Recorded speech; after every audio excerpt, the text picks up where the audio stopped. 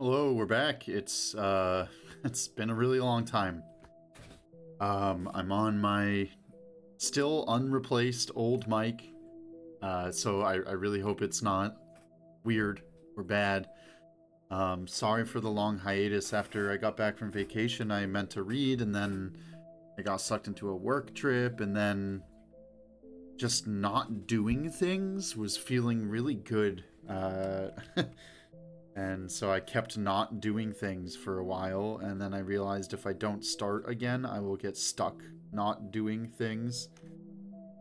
So I'm back now to do things. Um, so we're gonna read some Philip K. Dick today.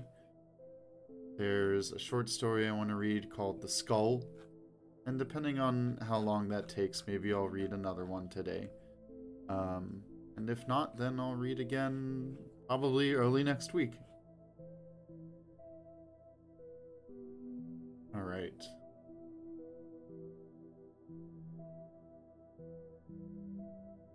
You know how it is. Sometimes it's just like it's just nice to do nothing for a while, you know? Uh anyway, I'm realizing it's been like a month or more. Probably it's been more than a month. So I don't know. I just feel the need to excuse myself, I guess. Um Also, like, I don't know. I'm like 34, 35 soon, and I'm like doing this whole I'm in my 30s. What am I doing with my life? Life is so repetitive now. Blah blah blah. Like I gotta get my shit together. Weird time. All right. Anyway, uh, I'll get started in like a minute and a half. Just gotta relocate my cat, who is trying to play with my microphone. Hang on.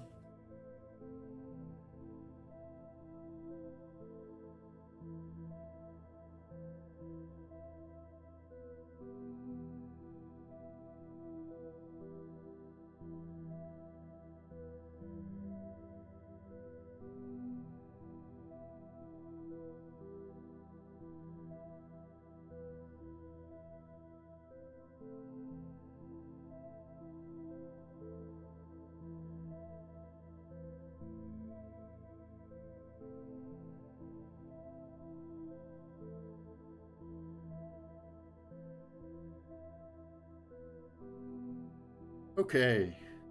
The Skull by Philip K. Dick. What is this opportunity?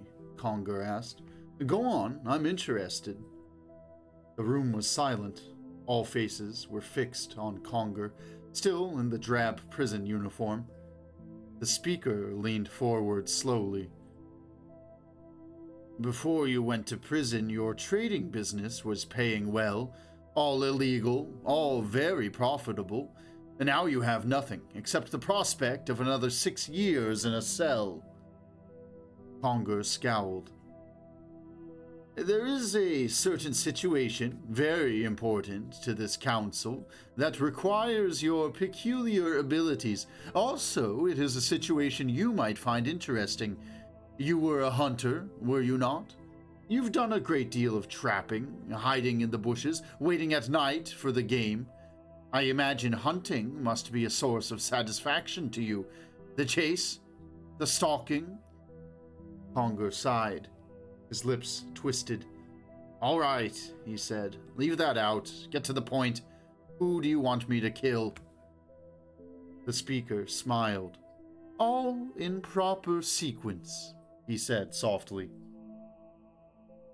The car slid to a stop. It was night. There was no light anywhere along the street. Conger looked out. Where are we? What is this place?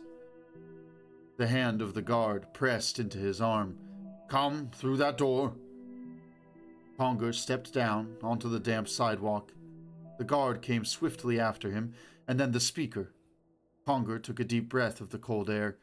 He studied the dim outline of the building rising up before them. I know this place. I've seen it before. He squinted, his eyes growing accustomed to the dark. Suddenly, he became alert. This is... Yes, the first church. The speaker walked toward the steps. We're expected. Expected? Here? Yes, the speaker mounted the stairs. You know we're not allowed in their churches, especially with guns. He stopped. 2 armed soldiers loomed up ahead, 1 on each side. All right.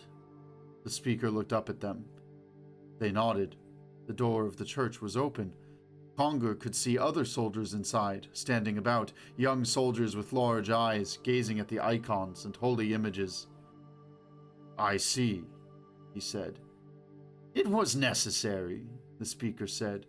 As you know, we have been singularly unfortunate in the past in our relations with the First Church. This won't help, but it's worth it. You will see. They passed through the hall and into the main chamber where the altarpiece was and the kneeling places. The speaker scarcely glanced at the altar as they passed by. He pushed open a small side door and beckoned Conger through. In here, we have to hurry. The faithful will be flocking in soon. Conger entered, blinking. They were in a small chamber, low-ceilinged, with dark panels of old wood. There was a smell of ashes and smoldering spices in the room. He sniffed. What's that? The smell. The cups on the wall. I don't know. The speaker crossed impatiently to the far side. According to our information, it is hidden here by this.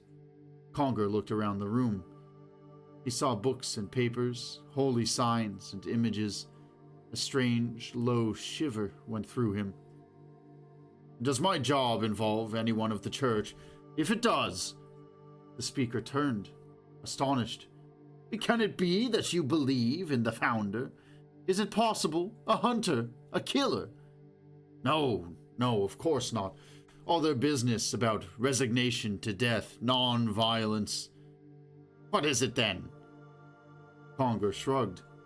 I've been taught not to mix with such as these. They have strange abilities, and you can't reason with them. The speaker studied Conger thoughtfully. You have the wrong idea. It is no one here that we have in mind. We found that killing them only tends to increase their numbers.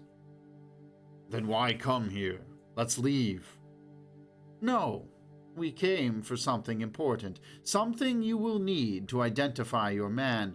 Without it, you won't be able to find him. A trace of a smile crossed the speaker's face. We don't want you to kill the wrong person. It's too important. I don't make mistakes. Conger's chest rose. Listen, speaker. This is an unusual situation, the speaker said. You see, the person you are after, the person we are sending you to find, is known only by certain objects here. They are the only traces, the only means of identification. Without them... What are they? He came toward the speaker. The speaker moved to one side. Look, he said. He drew a sliding wall away, showing a dark square hole. In there. Conger squatted down, staring in. He frowned. A skull! A skeleton! The man you are after has been dead for 2 centuries, the speaker said. And this is all that remains of him, and this is all you have with which to find him. For a long time, Conger said nothing. He stared down at the bones, dimly visible in the recess of the wall. How could a man dead centuries be killed? How could he be stalked, brought down? Conger was a hunter, a man who had lived as he pleased, where he pleased. He had kept himself alive by trading, bringing furs and pelts in from the provinces on his own ship, riding at high speed, slipping through the customs line around Earth. He had hunted in the great mountains of the moon. He had stalked through empty Martian cities. He had explored. The speaker said, Soldier, take these objects and have them carried to the car. Don't lose any part of them. The soldier went into the cupboard, reaching gingerly, squatting on his heels. It is my hope, the speaker continued, softly to Conger, that you will demonstrate your loyalty to us now. There are always ways for citizens to restore themselves, to show their devotion to their society. For you, I think this would be a very good chance. I seriously doubt that a better one will come, and for your efforts, there will be quite a restitution, of course." The two men looked at each other. Conger, thin, unkempt, the speaker immaculate in his uniform. "I understand you," Conger said. "I understand this part about the chance, but how can a man who's been dead 2 centuries be—" "I'll explain later," the speaker said. "Right now, we have to hurry." The soldier had gone out with the bones, wrapped in a blanket held carefully in his arms. The speaker walked to the door. "Come, they've already discovered that we've broken in here, and they'll be coming at any moment."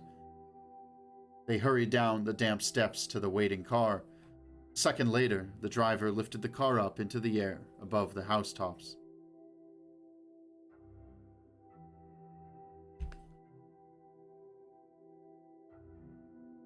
The speaker settled back in the seat. "The First Church has an interesting past," he said. "I suppose you are familiar with it, but I'd like to speak of a few points that are of relevancy to us. It was in the 20th century that the movement began, during one of the periodic wars. The movement developed rapidly, feeding on the general sense of futility, the realization that each war was breeding greater war with no end in sight. The movement posed a simple answer to the problem. Without military preparations, weapons, there could be no war. And without machinery and complex scientific technocracy, there could be no weapons. The movement preached that you couldn't stop war by planning for it. They preached that man was losing to his machinery and science, that it was getting away from him, pushing him into greater and greater wars. "Down with society," they shouted. "Down with factories and science. A few more wars, and there wouldn't be much left of the world."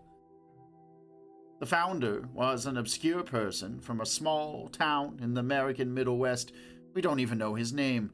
All we know is that one day he appeared, preaching a doctrine of non-violence, non-resistance, no fighting, no paying taxes for guns, no research except for medicine.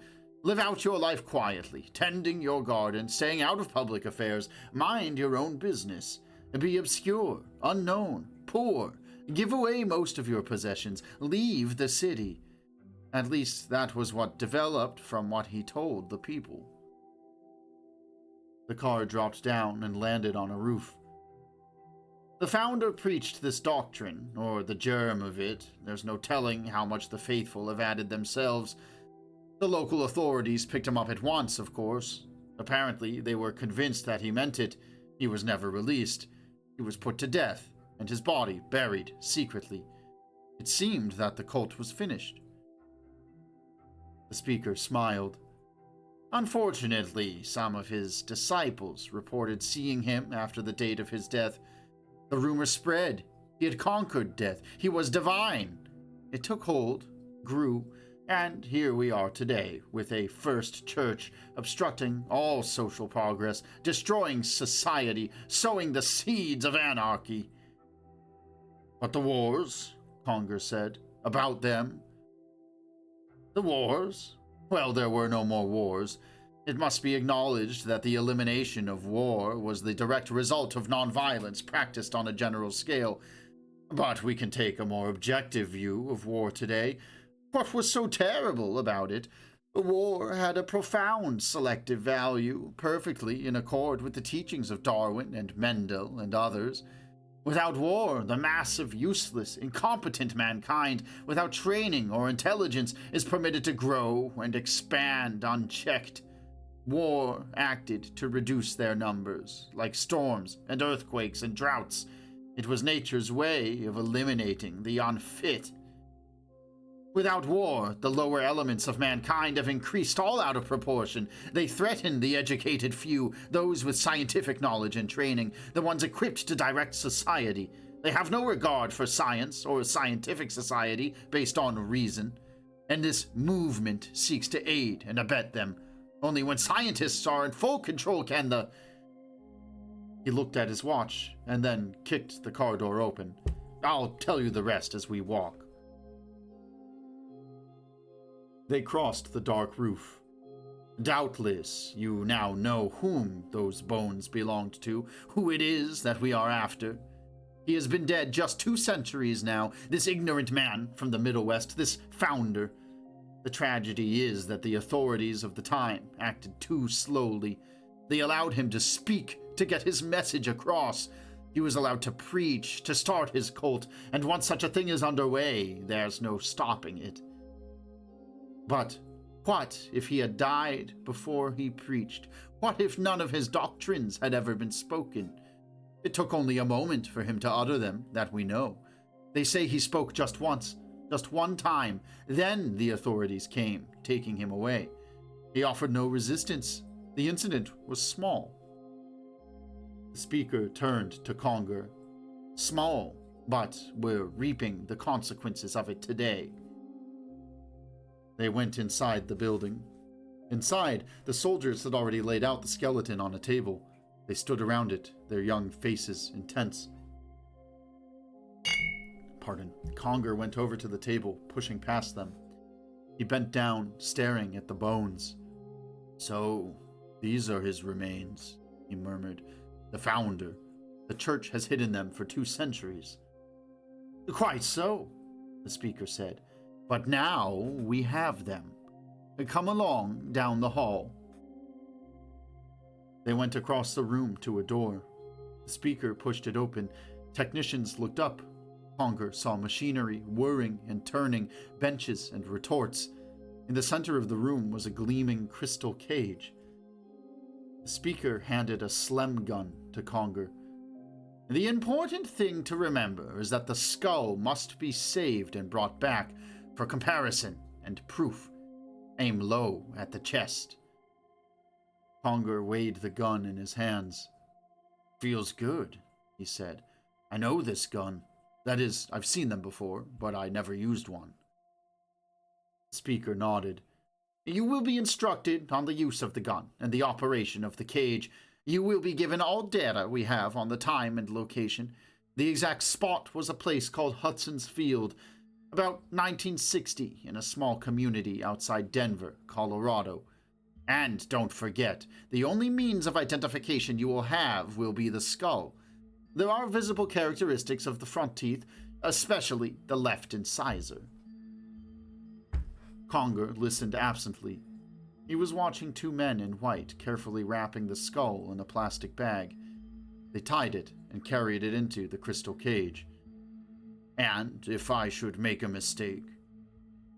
Pick the wrong man, then find the right one. Don't come back until you succeed in reaching this founder. And you can't wait for him to start speaking. That's what we must avoid. You must act in advance. Take chances. Shoot as soon as you think you found him. He'll be someone unusual, probably a stranger in the area. Apparently, he wasn't known. Conger listened dimly. Do you think you have it all now? The speaker asked. Yes, I think so. Conger entered the crystal cage and sat down, placing his hands on the wheel. Good luck, the speaker said. We'll be awaiting the outcome. There's some philosophical doubt as to whether one can alter the past, and this should answer the question once and for all. Conger fingered the controls of the cage. By the way, the speaker said, don't try to use this cage for purposes not anticipated in your job. We have a constant trace on it. If we want it back, we can get it back. Good luck. Conger said nothing. The cage was sealed. He raised his finger and touched the wheel control. He turned the wheel carefully. He was still staring at the plastic bag when the room outside vanished. For a long time, there was nothing at all. Nothing beyond the crystal mesh of the cage. Thoughts rushed through Conger's mind, helter-skelter. How would he know the man? How could he be certain in advance? What had he looked like? What was his name? How had he acted before he spoke? Would he be an ordinary person or some strange, outlandish crank? Conger picked up the Slem gun and held it against his cheek. The metal of the gun was cool and smooth. He practiced moving the sight. It was a beautiful gun, the kind of gun he could fall in love with. If he had owned such a gun in the Martian desert, on the long nights when he had lain cramped and numbed with cold, waiting for things that moved through the darkness. He put the gun down and adjusted the meter readings of the cage. The spiraling mist was beginning to condense and settle. All at once, forms wavered and fluttered around him. Colors, sounds, movements filtered through the crystal wire. He clamped the controls off and stood up. He was on a ridge overlooking a small town. It was high noon. The air was crisp and bright. A few automobiles moved along a road. Off in the distance were some level fields. Conger went to the door and stepped outside. He sniffed the air. Then he went back into the cage. He stood before the mirror over the shelf, examining his features. He had trimmed his beard. They had not got him to cut it off, and his hair was neat. He was dressed in the clothing of the middle 20th century, the odd collar and coat, the shoes of animal hide. In his pocket was money of the times. That was important. Nothing more was needed. Nothing except his ability, his special cunning. He had never used it in such a way before. He walked down the road toward the town. The first things he noticed were the newspapers on the stands. April 5th, 1961. He was not too far off. He looked around him. There was a filling station, a garage, some taverns, and a 10-cent store. Down the street was a grocery store and some public buildings. A few minutes later, he mounted the stairs of the little public library and passed through the doors into the warm interior. The librarian looked up, smiling. "Good afternoon," she said. He smiled, not speaking because his words would not be correct, accented and strange, probably. He went over to a table and sat down by a heap of magazines. For a moment he glanced through them, then he was on his feet again. He crossed the room to a wide rack against the wall. His heart began to beat heavily. Newspapers, weeks on end. He took a roll of them over to the table and began to scan them quickly. The print was odd, the letters strange. Some of the words were unfamiliar. He set the papers aside and searched farther. At last, he found what he wanted. He carried the Cherrywood Gazette to the table and opened it to the first page. He found what he wanted. Prisoner hangs self. An unidentified man held by the county sheriff office for suspicion of criminal syndicalism was found dead this morning by... He finished the item. It was vague, uninforming. He needed more.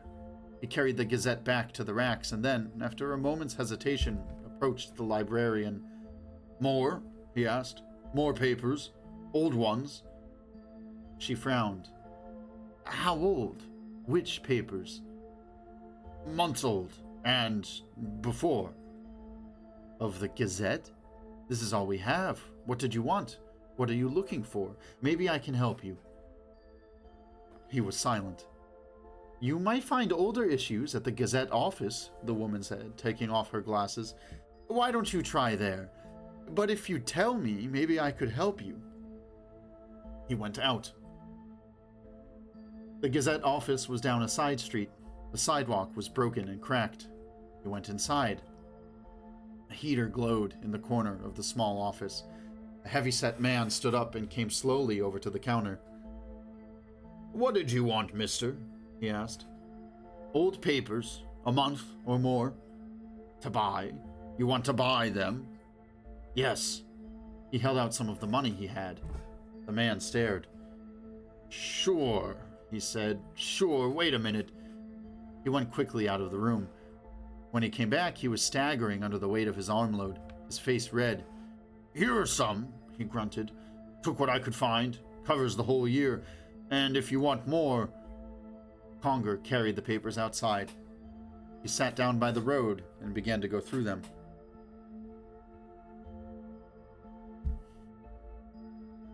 Hang on, I just need a short break to drink some water.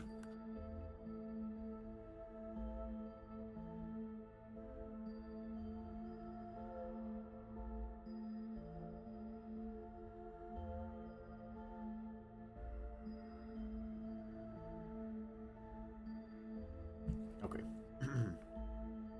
What he wanted was 4 months back in December. It was a tiny item, so small that he almost missed it. His hands trembled as he scanned it, using the small dictionary for some of the archaic terms. Man arrested for unlicensed demonstration. An unidentified man who refused to give his name was picked up in Cooper Creek by special agents of the sheriff's office, according to Sheriff Duff. It was said the man was recently noticed in this area and had been watched continually. It was Cooper Creek, December 1960. His heart pounded. That was all he needed to know. He stood up, shaking himself, stamping his feet on the cold ground. The sun had moved across the sky to the very edge of the hills. He smiled. Already he had discovered the exact time and place. Now he needed only to go back, perhaps to November, to Cooper Creek. He walked back through the main section of town, past the library, past the grocery store. It would not be hard. The hard part was over. He would go there, rent a room, prepare to wait until the man appeared. He turned the corner. A woman was coming out of a doorway, loaded down with packages. Conger stepped aside to let her pass. The woman glanced at him. Suddenly, her face turned white. Conger hurried on. He looked back. What was wrong with her? The woman was still staring. She had dropped the packages to the ground. He increased his speed. He turned a second corner and went up a side street. When he looked back again, the woman had come to the entrance of the street and was starting after him. A man joined her, and the two of them began to run toward him. He lost them and left the town, striding quickly, easily, up into the hills at the edge of town. When he reached the cage, he stopped. What had happened? Was it something about his clothing? His dress? He pondered. Then, as the sun set, he stepped into the cage. Conger sat before the wheel. For a moment he waited, his hands resting lightly on the control. Then he turned the wheel, just a little, following the control readings carefully. The grayness settled down around him, but not for very long.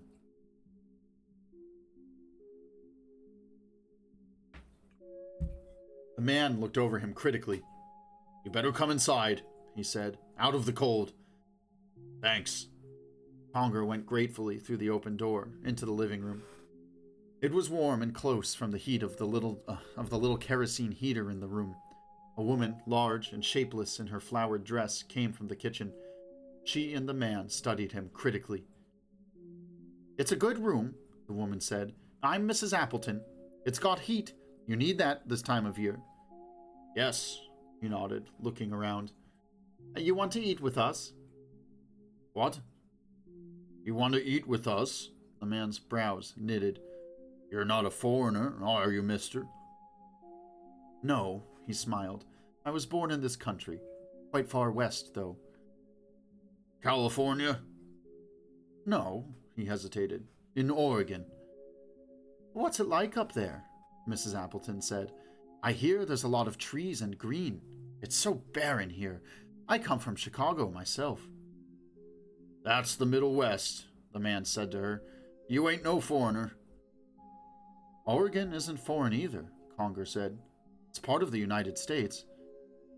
The man nodded absently. He was staring at Conger's clothing. "That's a funny suit you got on, mister," he said. "Where'd you get that?" Conger was lost. He shifted uneasily. "It's a good suit," he said. "Maybe I better go some other place, if you don't want me here." They both raised their hands protestingly. The woman smiled at him. "We just have to look out for those Reds. You know, the government is always warning us about them." "The Reds?" He was puzzled. "The government says they're all around. We're supposed to report anything strange or unusual.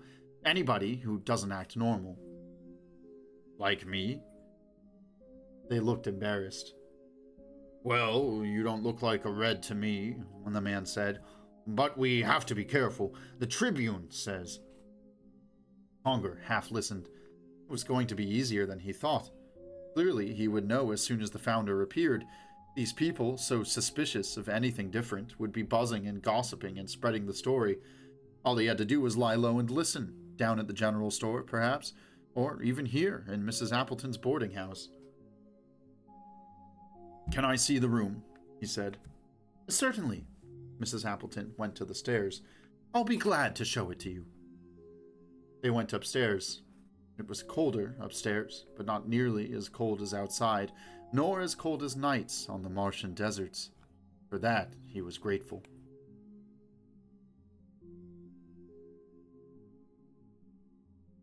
He was walking slowly around the store, looking at the cans of vegetables, the frozen packages of fish and meats shining and clean in the open refrigerator counters. Ed Davies came toward him. "Can I help you?" he said. The man was a little oddly dressed and with a beard. Ed couldn't help smiling. "Nothing," the man said in a funny voice. "Just looking." "Sure," Ed said. He walked back behind the counter. Mrs. Hackett was wheeling her cart up.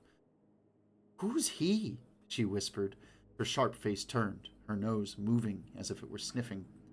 "I never seen him before." "I don't know." "Looks funny to me. Why does he wear a beard? No one else wears a beard. Must be something the matter with him."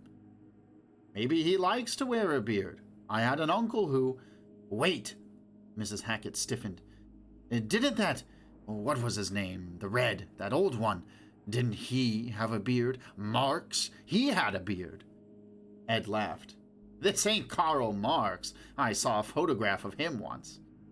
Mrs. Hackett was staring at him. "You did?" "Sure." He flushed a little. "What's the matter with that?" "I'd sure like to know more about him," Mrs. Hackett said. "I think we ought to know more, for our own good." "Hey, mister, want a ride?" Conger turned quickly, dropping his hand to his belt. He relaxed. 2 young kids in a car, a girl and a boy. He smiled at them. "A ride?" "Sure." Conger got into the car and closed the door. Bill Willett pushed the gas, and the car roared down the highway. "I appreciate a ride," Conger said carefully. "I was taking a walk between towns, but it was farther than I thought." "Where are you from?" Laura Hunt asked. She was pretty, small and dark in her yellow sweater and blue skirt. "From Cooper Creek."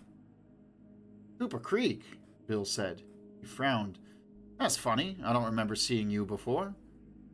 "Why? Do you come from there?" "I was born there. I know everybody there."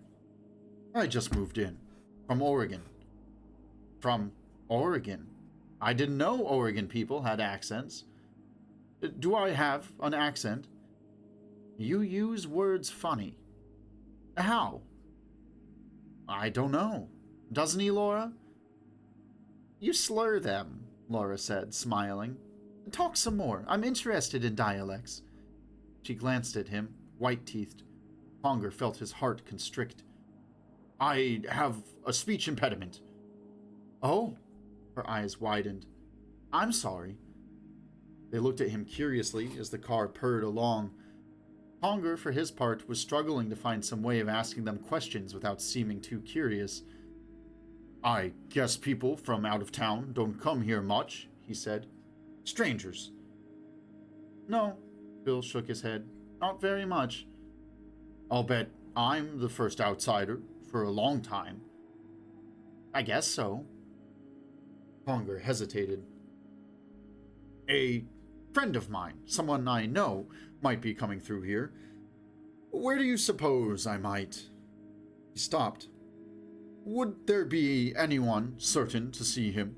Someone I could ask, make sure I don't miss him if he comes?" They were puzzled. "Just open your eyes, mister. Cooper Creek isn't very big." "No, that's right." They drove in silence. Conger studied the outline of the girl. Probably she was the boy's mistress. Perhaps she was his trial wife. Or had they developed trial marriage back so far? He could not remember, but surely such an attractive girl would be someone's mistress by this time. She would be 16 or so by her looks. He might ask her sometime, if they ever met again.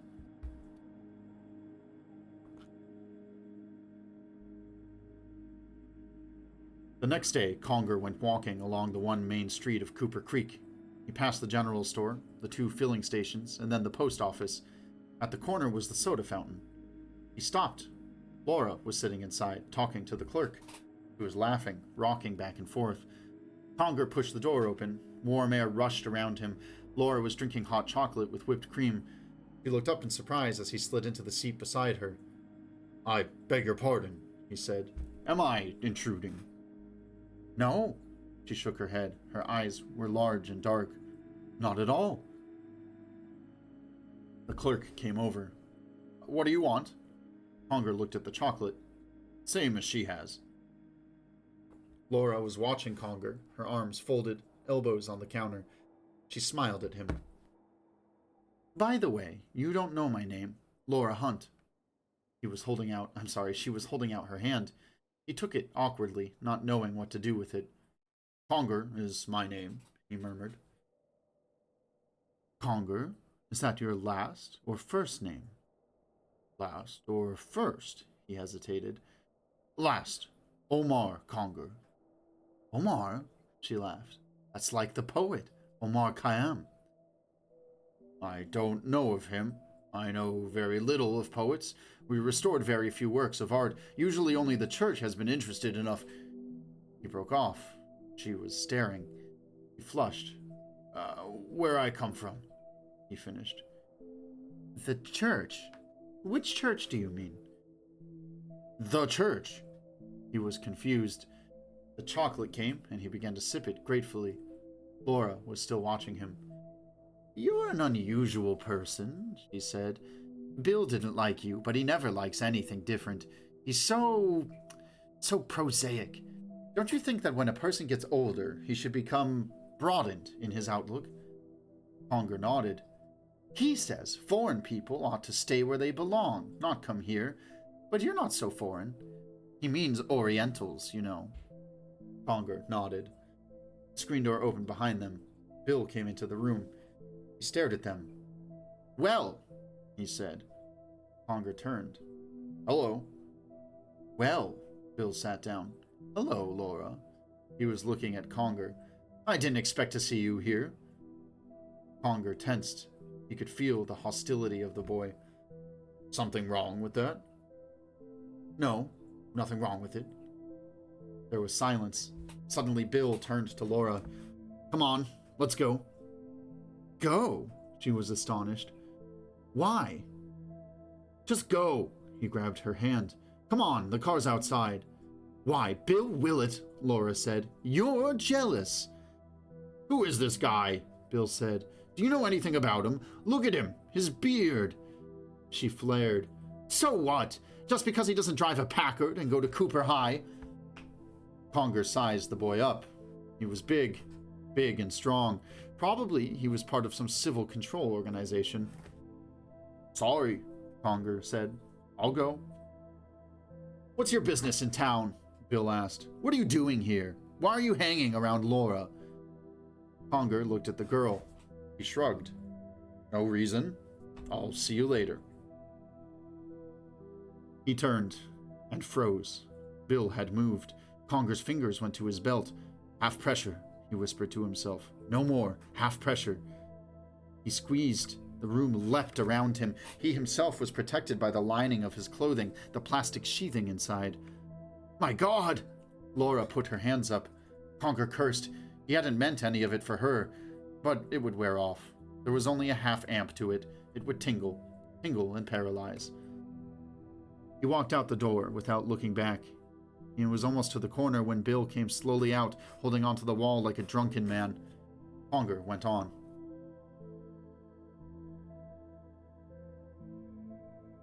I need another break.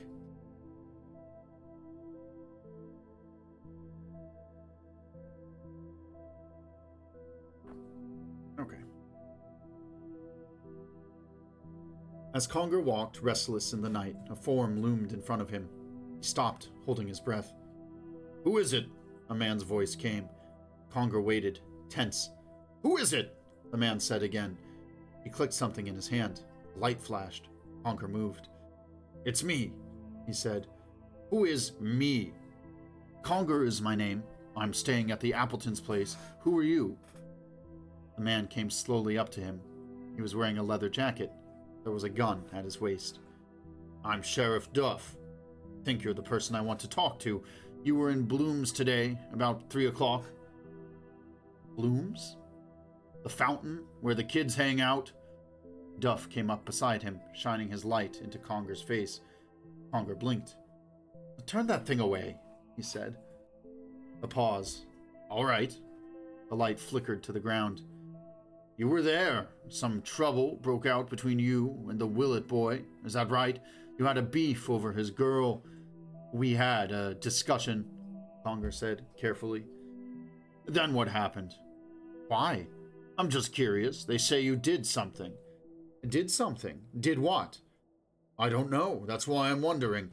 They saw a flash and something seemed to happen. They all blacked out. Couldn't move." "How are they now?" "All right." There was a silence. "Well," Duff said it. "What was it? A bomb?" "A bomb?" Conger laughed. "No, my cigarette lighter caught fire. There was a leak and the fluid ignited." "Why did they all pass out?" "Fumes." Silence. Conger shifted, waiting. His finger moved slowly toward his belt. The sheriff glanced down. He grunted. "Oh, if you say so," he said. "Anyhow, wasn't any real harm done." He stepped back from Conger.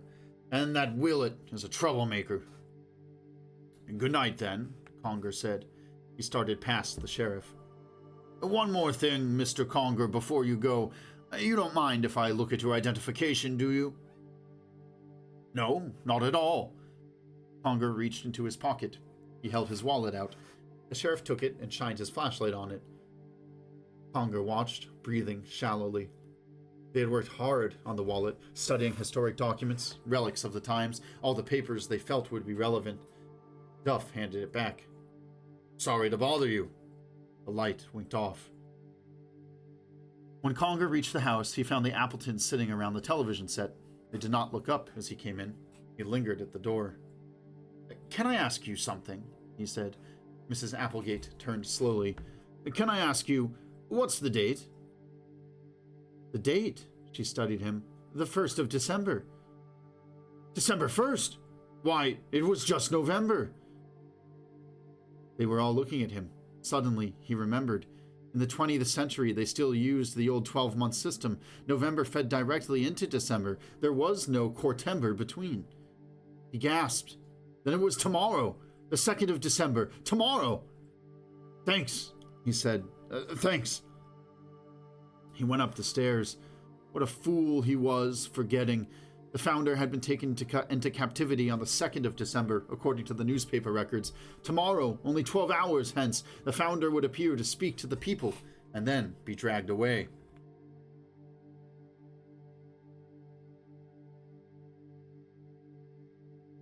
Oh, give me a minute. I'm starting to get a little tired. There's a few sections left. Maybe we finish this later. Hang on, give me a sec to just read on and get a better sense of how much time is left on this. Now we can finish it. The day was warm and bright. Conger's shoes crunched the melting crust of snow. On he went through the trees heavy with white. He climbed a hill and strode down the other side, sliding as he went. He stopped to look around. Everything was silent. There was no one in sight. He brought a thin rod from his waist and turned the handle of it. For a moment, nothing happened. Then there was a shimmering in the air. The crystal cage appeared and settled slowly down. Conger sighed. It was good to see it again. After all, it was his only way back. He walked up on the ridge. He looked around with some satisfaction, his hands on his hips. Hudson's Field was spread out all the way to the beginning of town. It was bare and flat, covered with a thin layer of snow. Here the founder would come.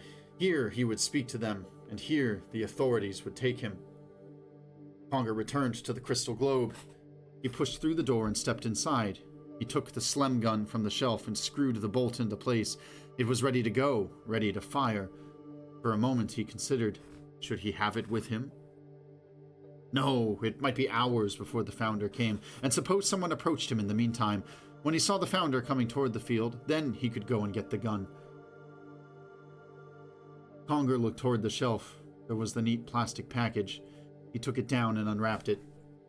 He held the skull in his hands, turning it over. In spite of himself, a cold feeling rushed through him. This was the man's skull, the skull of the founder, who was still alive, who would come to him. I'm lost my spot. Who would come here this day, who would stand on the field not 50 yards away. What if he could see this? His own skull, yellow and eroded, 2 centuries old. Would he still speak? Would he speak if he could see it, the grinning, aged skull? What would there be for him to say, to tell the people? What message could he bring? What action would not be futile when a man could look upon his own aged, yellowed skull?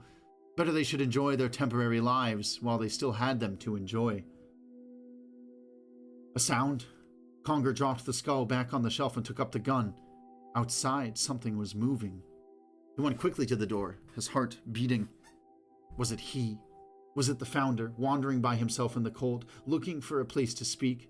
Was he meditating over his words, choosing his sentences? What if he could see what Conger had held? He pushed the door open, the gun raised. Laura! He stared at her. She was dressed in a wool jacket and boots, her hands in her pockets. A cloud of steam came from her mouth and nostrils. Her breast was rising and falling. Silently, they looked at each other. At last, Conger lowered the gun. "What is it?" he said. "What are you doing here?" She pointed. She did not seem able to speak. He frowned. What was wrong with her? "What is it?" he said. "What do you want?" He looked in the direction she had pointed. "I don't see anything." "They're coming." "They? Who? Who are coming?" "They are. The police. During the night, the sheriff had the state police send cars all around, everywhere, blocking the roads. There's about 60 of them coming, some from town, some around behind." She stopped, gasping. They said... "What?" "They said you were some kind of a communist. They said..." Conger went into the cage. He put the gun down on the shelf and came back out. He leaped down and went to the girl. "Thanks. You came here to tell me? You don't believe it?" "I don't know." "Did you come alone?" "No. Joe brought me in his truck from town." "Joe? Who's he?" "Joe French, the plumber. He's a friend of Dad's." "Let's go." They crossed the snow, up the ridge, and onto the field. The little panel truck was parked halfway across the field. A heavy, short man was sitting behind the wheel, smoking his pipe. He sat up as he saw the two of them coming toward him. "Are you the one?" he said to Conger. "Yes. Thanks for warning me." The plumber shrugged. "I don't know anything about this. Laura says you're all right." He turned around. "It might interest you to know some more of them are coming. Not to warn you, just curious." "More of them?" Conger looked toward the town. Black shapes were picking their way across the snow. "People from town. You can't keep this sort of thing quiet, not in a small town. We all listen to the police radio. They heard the same way Laura did. Someone tuned in, spread it around." The shapes were getting closer. Conger could make out a couple of them. Bill Willett was there, with some boys from the high school. The Appletons were along, hanging back in the rear. "Even Ed Davies," Conger murmured.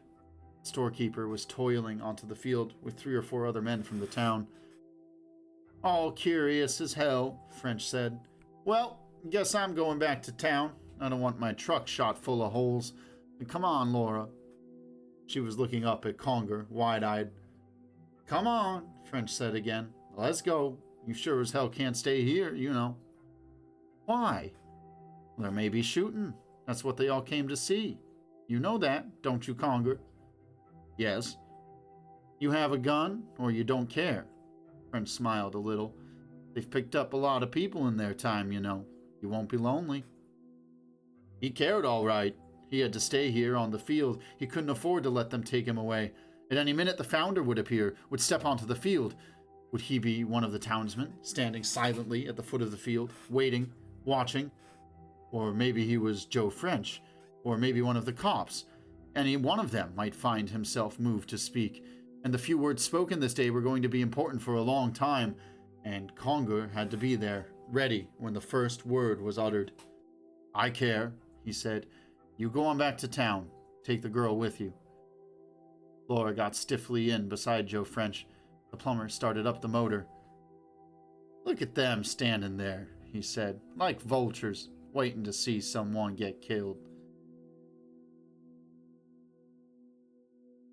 Another short break with a page break here.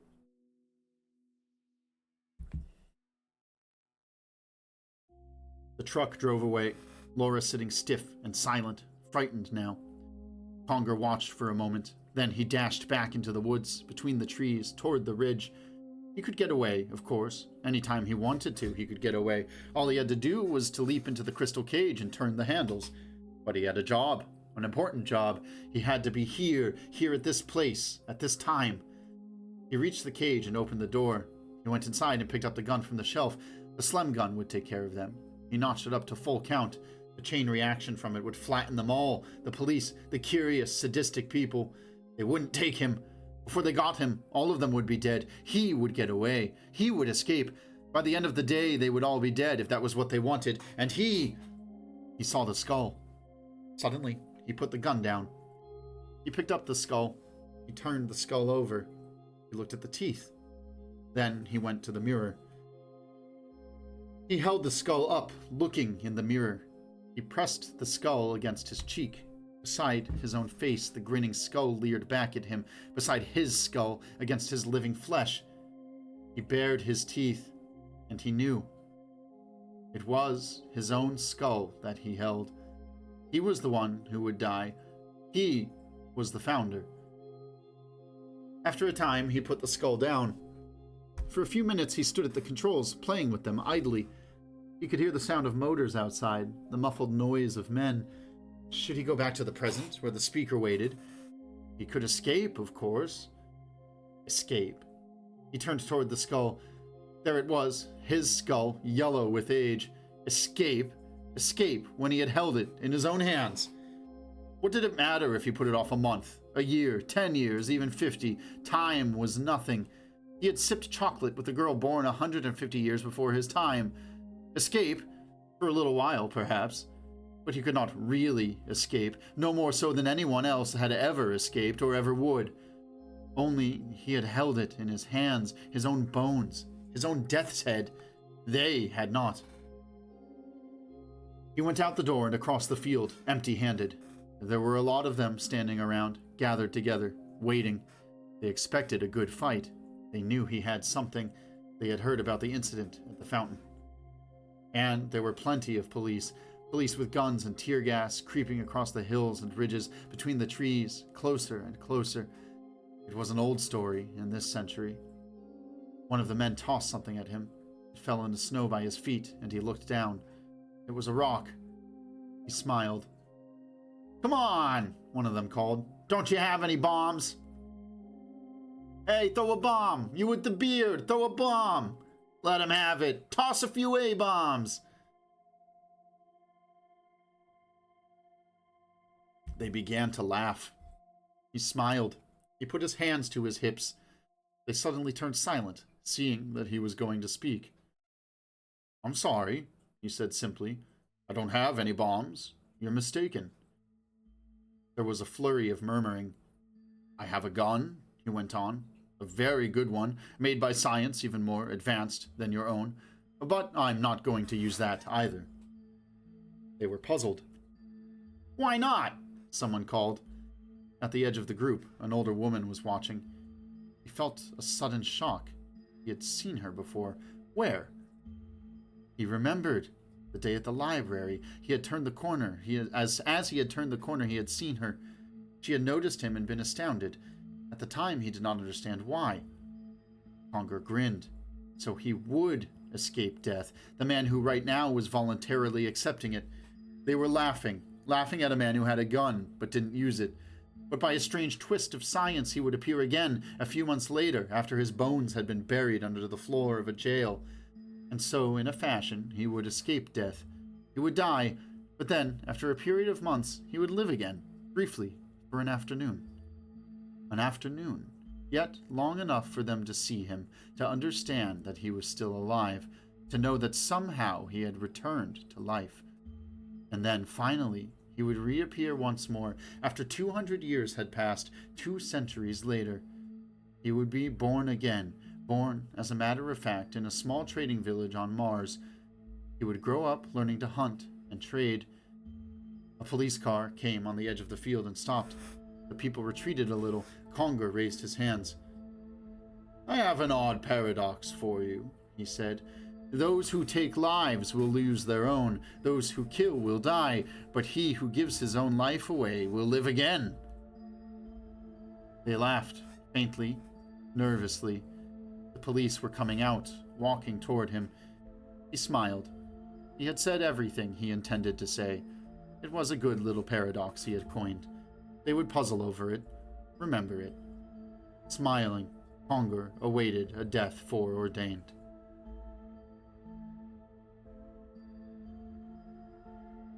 All right, that's the end of The Skull by Philip K. Dick. It was a weird one. It's kind of all over the place in some ways. No explanation as to how he exists 200 years in the future, or why they just... I don't know, just a lot of kind of goofy plot holes, but also whatever.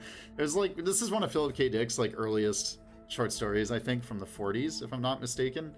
So we'll give him some leeway. I don't know. I didn't hate it.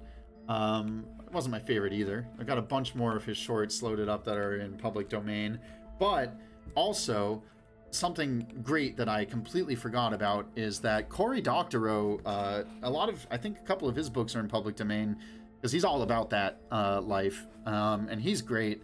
And so I found Down and Out in the Magic Kingdom on public domain, and I also found Someone Comes to Town, Someone Leaves Town. So I'm thinking about reading one of those. I'm also currently maybe like 2/3 of the way done with The Nightland by William Hope Hodgkins, is that it? Hodgson, sorry. And I really, really like it. The thing is, it's just, it's written in this kind of like 17th century style, intentionally. And so the cadence is a little different, a little off, a little weird. Might be kind of fun to try. The only thing I don't like about it so far is like the first like 20 pages or 15 pages or so are just like artifice for setting up the rest of the book. Just this like excuse for why this man is searching for a lost love many years in this bizarre future. And it kind of blows. And then as soon as you start like the book proper, it rules really hard. So it's kind of a slog to get through that first part, but I don't know, I might give it a try. So I got some ideas for longer term stuff on the horizon. And I don't know, start one of those next week. Either the Cory Doctorow or The Nightland by William Hope Hodgson. We'll see which one I choose. If you have an opinion or a feeling about it, let me know. As always, feel free to send me an email. It's the same as my YouTube username at gmail.com. And thank you, as always, to Aindulmedir for the use of his tunes. Today we listened to the Lunar Lexicon. You can find him on Spotify, Bandcamp, YouTube. Check him out. He's a good guy. All right, folks. It was nice to read again, and sorry for the long hiatus. And we'll be back with something longer term next week. And I will see you then.